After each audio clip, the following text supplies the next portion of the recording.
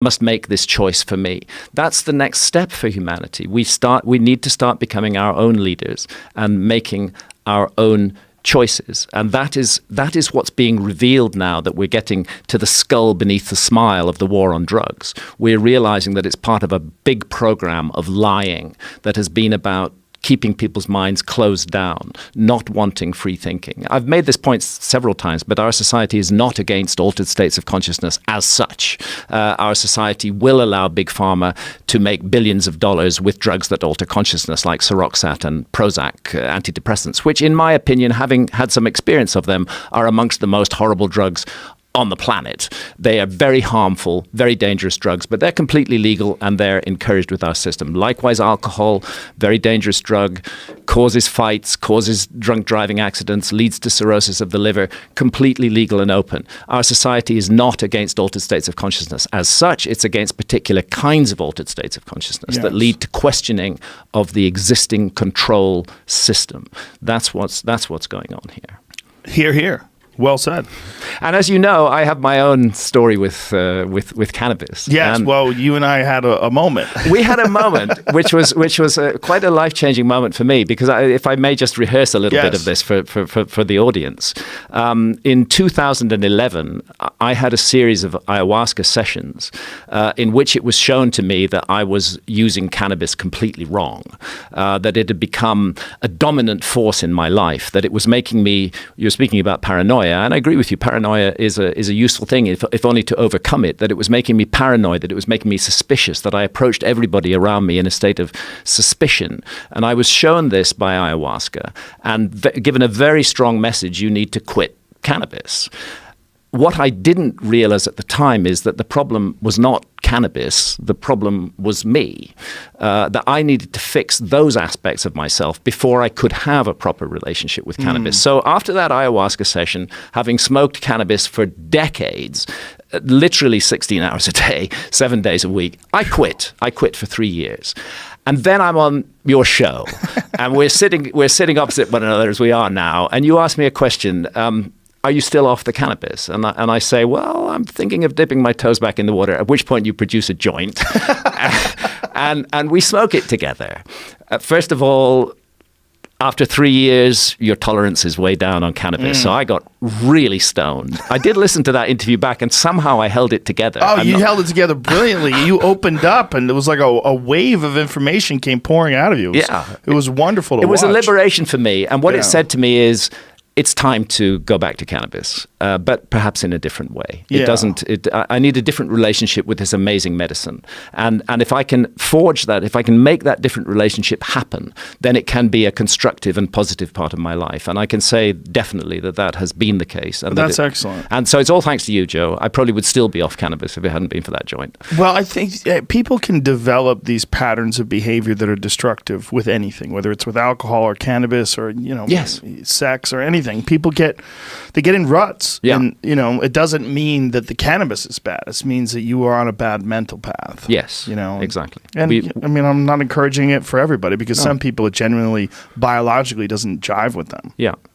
But the fundamental thing is, we as adult human beings need to take responsibility for our own lives and our own decisions. And we need not hand that responsibility over to governmental institutions, especially when it concerns something as intimate and personal as our consciousness. And my view is the ancient world had the right attitude to this kind of thing, and the modern world does not, and that we can sit down and learn a lot from the ancient world. A lot of people ask me, Hancock, you've been arguing that there's been a lost civilization in the human story, but what sort of civilization do you think it was? Well, one of the things I think is it was a civilization that used psychedelics. I think it was a civilization that emerged from shamanism, but did not stay at the hunter-gatherer stage, but that took the essence of shamanism and integrated it into a very different kind of civilization from our own, which pursued things in different ways.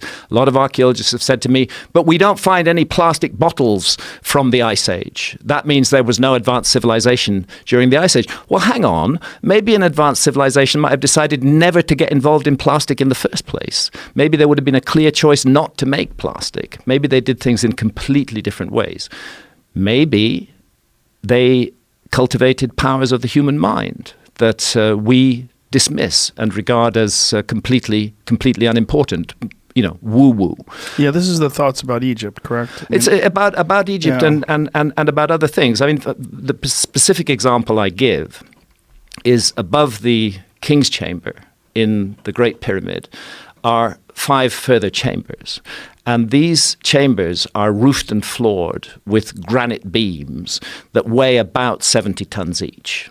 And there are hundreds of them. And these 70-ton granite beams, which to put in context, a 70-ton beam is equivalent in weight to 35 large SUVs. These 70-ton granite beams have been elevated to a height of more than 350 feet above the ground and carefully and precisely placed in position. It is very hard for archaeologists to explain how that was done using purely leverage and mechanical advantage. You can say, perhaps they built a ramp and hauled the stones up the ramp. But then you have to confront basic laws of physics. You can't haul a stone weighing tens of tons up a slope that exceeds 10 degrees.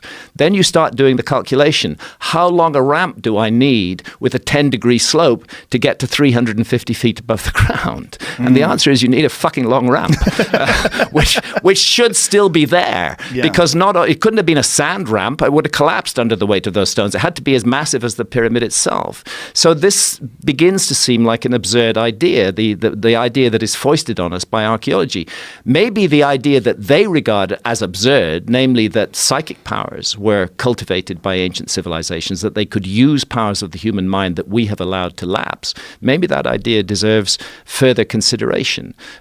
We have gone down a path of leverage and mechanical advantage. We're used to relying on machines, but we hear anecdotal reports of people who have telekinetic powers, who can move things with their minds, of people who have telepathic powers. And our automatic reaction is to just dismiss all of that because science says it's impossible, because science regards consciousness as local to the brain and doesn't see how it can exert itself outside of that. But maybe we should open up to those possibilities, that we're dealing with a very different kind of culture that used techniques that we have allowed to lapse. And maybe we could wake those techniques up again. Maybe the ability of human beings to do almost superhuman things is resident within all of us, but sleeping.